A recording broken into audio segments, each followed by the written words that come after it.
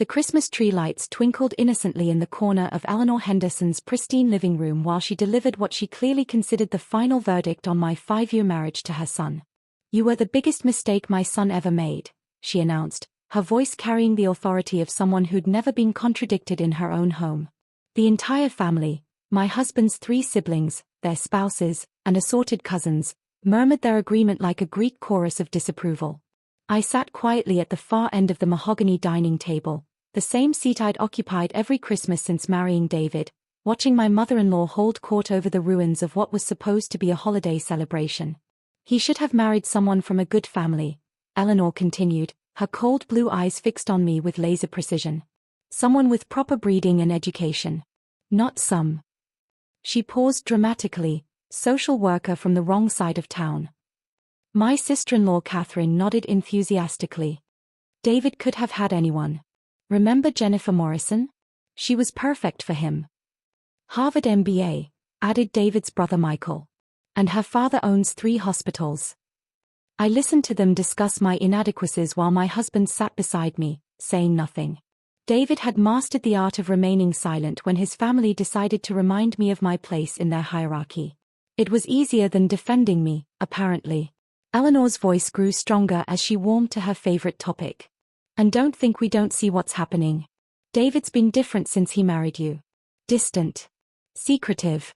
That's what happens when a man makes the wrong choice." I excused myself quietly and walked to the guest bedroom where I'd left my purse. Inside was a manila envelope I'd been carrying for 3 weeks, waiting for the right moment. Eleanor Henderson had just provided it. When I returned to the dining room, the family was still discussing my numerous failings as a wife and daughter-in-law. I placed the envelope on the table in front of Eleanor. "Speaking of family," I said calmly, "I thought you might find this interesting." Eleanor looked at the envelope suspiciously. "What is this?" "Open it." She tore open the seal and pulled out several official documents. Her face went from curious to confused to absolutely pale as she read the laboratory letterhead. What is this?" she whispered. "It's a paternity test for your grandson Tommy," I said, my voice steady despite the silence that had fallen over the entire table. "You know, Catherine's perfect son who looks so much like his daddy." Catherine, who had been smugly sipping her wine, suddenly choked. "You did what?" "I had Tommy's DNA tested. Along with your husband Mark's DNA." I pulled out my chair and sat down. "The results are quite illuminating." Eleanor's hands were shaking as she stared at the laboratory report. This says Mark isn't Tommy's biological father." "No." I folded my hands calmly. "But David is." The room exploded. Catherine jumped up from her chair. "That's impossible. You're lying." "Laboratory reports don't lie, Catherine. Unlike some people." I pulled out a second set of papers. "These are the DNA samples I collected over Thanksgiving.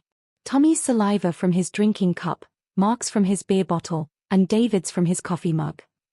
David was staring at me like I'd grown a second head. "Sarah, what are you talking about?" "I'm talking about the affair your sister had with you 2 years ago. The one that resulted in Tommy." I looked directly at Catherine, whose face had gone from red to white. "The affair that ended our marriage, even though you both thought I didn't know." Eleanor dropped the papers. "Catherine, tell me this isn't true." Catherine's mouth opened and closed like a fish. It wasn't." "It wasn't what? An affair? A betrayal? A complete destruction of family bonds?" I pulled out my phone and showed them a photo. "This is Catherine and David at the Riverside Hotel, November 15th, 2 years ago. 3 weeks before Catherine announced her pregnancy." Michael leaned over to look at the photo, his face grim. "Jesus Christ, David. With your own sister." David finally found his voice. How long have you known?" "I've known about the affair since it happened. I hired a private investigator when you started coming home late and acting strange." I scrolled through more photos on my phone. I have quite a collection. Hotel receipts, restaurant bills, even some lovely shots of you two thinking you were being discreet at the park. Mark was reading the paternity results with shaking hands. "Tommy isn't mine. Tommy is your brother-in-law's son." which makes this whole family situation significantly more complicated than anyone realized. I stood up and walked to the window overlooking Eleanor's perfectly manicured garden. The question is, what are we going to do about it?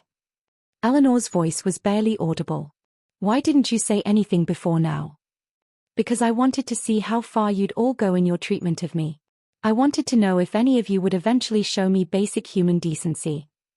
I turned back to face the table full of shocked faces. Instead, I got 5 years of being told I was a mistake, that I wasn't good enough, that David deserved better. Catherine was crying now. Sarah, please. Mark doesn't know. This will destroy him. Mark is sitting right there, Catherine. He knows now. I looked at my brother-in-law, who was staring at the DNA results like they might change if he looked hard enough. Mark, I'm sorry you had to find out this way. But you deserve to know the truth. David finally spoke up. Sarah, we need to talk privately. No, David. We've done enough talking privately. This family has spent 5 years making decisions about me without including me. Now we're going to have a family meeting where everyone knows all the facts. Eleanor was holding her head in her hands. This is a nightmare. How could you do this to our family? I didn't do anything to your family, Eleanor. Your children did this to your family. I just documented it. I sat back down at the table. But since you're so concerned about family reputation and proper breeding, let's discuss what happens next. The room was silent except for Catherine's muffled sobs. Option 1, I continued, is that David and I get divorced. I keep the evidence of his affair private. Mark never knows the truth about Tommy's paternity, and you all continue pretending to be the perfect family. Michael leaned forward. What's option 2? Option 2 is that we tell the truth. David acknowledges that Tommy is his son. Catherine admits to the affair. Mark decides whether he wants to stay married to someone who's been lying to him for 2 years. And Eleanor learns that her precious family isn't as perfect as she thought. Eleanor looked up with tears in her eyes. There has to be another way. There is a third option, I said quietly. David and Catherine could have told the truth 2 years ago. They could have handled this like adults instead of letting Mark raise another man's child while lying to everyone about it. David's voice was hoarse. Sarah, I never meant for any of this to happen. You never meant to get caught. There's a difference. I pulled out another document from the envelope. This is a custody agreement I had drawn up. If David wants to be Tommy's father, he can be. But it means acknowledging the affair and dealing with the consequences. Mark finally spoke, his voice hollow. How long has this been going on? Catherine wiped her eyes. It was just a few times. We were both drunk and upset about our marriages, and it just happened. Upset about your marriages? Mark's voice was getting stronger. I thought we were happy, Catherine. We were. We are. It didn't mean anything. I opened my purse and pulled out one more document. Actually, Catherine, you might want to reconsider that statement. This is a copy of the text messages between you and David from last month. The ones where you discussed leaving your spouses and moving to California together. The room fell dead silent. David's face went white. You've been reading our messages. I've been gathering evidence for the divorce proceedings. Your phone records, hotel receipts, credit card statements, text messages, all perfectly legal when it's your spouse's information. I looked around the table at the family that had spent 5 years making me feel unwelcome. Did you really think I was going to sit quietly while you planned your new life together? Eleanor stood up shakily. I think I need some air. Actually, Eleanor, I think you need to sit down.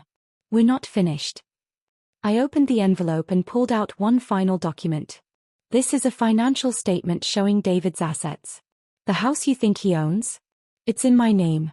The investment accounts you think he controls? Also mine. The family business he's been managing? I'm the primary shareholder. Michael stared at the papers. How is that possible? Because while your family was busy dismissing me as an unsuitable wife, I was busy building a successful financial planning practice. David hasn't made a major financial decision in 5 years without my approval. He couldn't afford to leave me even if he wanted to. Catherine's voice was barely a whisper. You own everything. I own or control most of David's assets. Yes. Including the college fund you thought was going to pay for Tommy's education. I smiled for the first time all evening. Interesting how quickly family dynamics change when you realize who actually has the power, isn't it? Eleanor sat back down heavily. What do you want from us? I want what I've always wanted, Eleanor. Respect. Honesty. And acknowledgement that your son made mistakes that had nothing to do with marrying beneath his station. I gathered my papers. I also want David to decide whether he wants to be married to me or to be his sister's affair partner. He can't be both. David was staring at the DNA results. Tommy is really my son. According to 3 separate laboratory tests, yes. Congratulations, David. You're a father. The question is whether you want to be a husband too. The Christmas tree lights continued twinkling in the corner while the Henderson family processed the complete destruction of their carefully maintained facade. Eleanor's perfect family dinner had become a confession booth, and everyone's secrets were finally on the table. I need time to think, David said finally. You've had 2 years to think, David. Tonight you need to decide. I stood up and put on my coat. I'll be at my sister's house for the rest of the week. When you're ready to have an honest conversation about our marriage, or an honest conversation about divorce, you know where to find me. As I walked toward the door, Eleanor called out, Sarah, wait. I turned back. I owe you an apology. A huge apology. We judged you unfairly, and we were wrong. You judged me based on my background instead of my character. And you supported your son's lies instead of demanding honesty. I looked around the room one last time. But Eleanor, I wasn't the mistake your son made. The mistake was thinking he could have both his marriage and his affair without consequences. As I walked out into the cold Christmas evening, I felt lighter than I had in months. The Henderson family finally knew the truth about their perfect son, their perfect daughter, and their perfect grandson. More importantly, they finally knew the truth about the daughter-in-law they dismissed as a mistake. Whether David chose to repair our marriage or end it honestly, at least now everyone would be making decisions based on facts instead of assumptions. And Eleanor Henderson would think twice before telling anyone else they were the biggest mistake her family ever made. Sometimes the most satisfying Christmas gift you can give yourself is the truth. Even when it destroys everything everyone thought they knew.